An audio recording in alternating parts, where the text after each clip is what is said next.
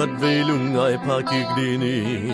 igam mille azun ding in nang le ke hi hang bang hang in gi bang ki khen khen lai ding hiamo sing ta in hong zun lo ding zo ga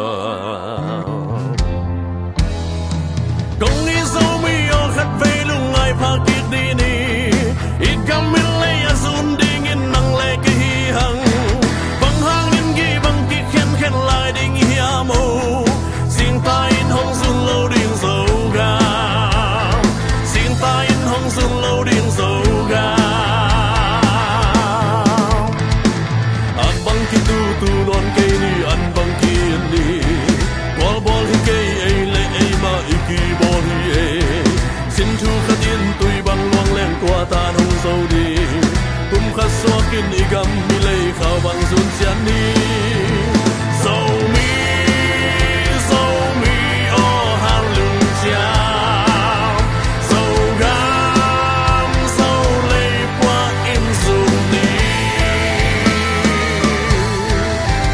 xem khom bang khom mi zun khom chiang pian na so gam hom nuam kia ting hi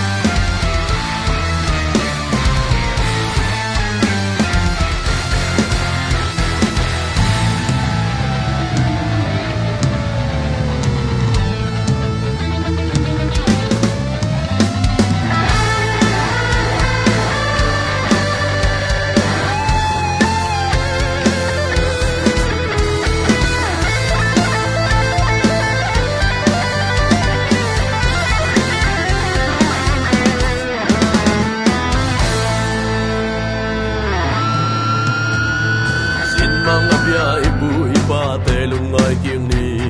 sian mang mel ma hinap bin ki idiam dia mu hi tu hun ele Christian vive pasian be vive ki mu dana hong lang sem sem ta sin mang abia ibu ipa te lungai kieng ni sian mang mel ma hinap bin ki idiam dia mu hi tu hun ele Christian vive pasian be vive ki mu dana hong lang sem sem ta ki sit tel ni khang thak zo mi o